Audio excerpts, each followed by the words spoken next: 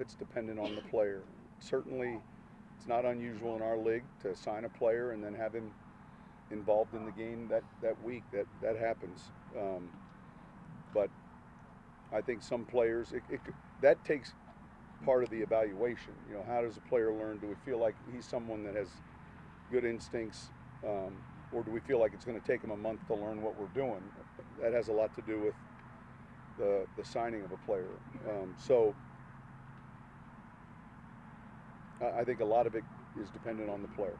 Didn't Eli get up to speed very fast? Yeah, fairly quickly. He sure did. And look, you know, each week we're putting a plan in, and you know, we'll decide how much guys are going to play. Sean, do you see some similarities between Taysom and Tannehill, and does that help you throughout the week at all? Well, certainly in the look squad element, you know, Taysom and Teddy both have, you know, given us those snaps. I don't know that. I think they're different athletes, but certainly they're both very good athletes. And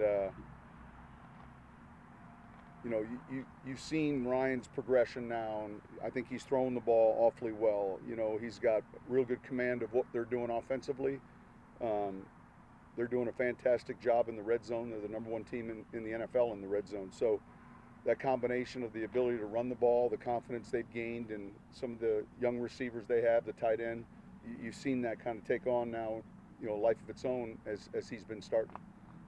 These last couple of weeks, just as a motivator, do you feel like, you know, having a team, you know, still fighting for playoff seeding rather than having something locked up and kind of sitting around, it can be advantageous as a coach not to have to motivate guys as much? Well, look, we're always paying attention to where we're at as a team. Certainly we understand the opponent, but the focus really is internal in regards to our performance. You know, we've been at home here for a few weeks now. We're going back on the road. I think we're playing a real good football team that's in the thick of it. And when you watch their tape, you know, they've won prior to the last week's game 5 in a row. I mean, this is a team that is playing with a lot of confidence, and they're doing a lot of things well. You've asked a lot about their offense this week, but what kind of stands out about their defense? Look, they give you some oddball looks. I think they're defending the run well. I think they're a team that on third down give you some pressure looks that are challenging. Red zone, they give you some challenging looks. They've got, I think, a really good scheme and a really good talent, a nucleus of players that can cause you problems. And so I think that getting on the tape, you asked earlier about, you know, a team outside of your conference, there's some nuances to what they do that maybe we haven't seen in the last month or so that you got to quickly get up to speed, especially after a Monday night game. By oddball looks, do you mean like pre-snap? It'd just be, you know, pressure looks, alignments. You know, we went a few weeks of playing a similar type front and coverage. This week, a little different. Cam mentioned, I think it was earlier this week, you know, he hasn't faced a guy at the running back spot similar to Derrick Henry maybe since like Brandon Jacobs.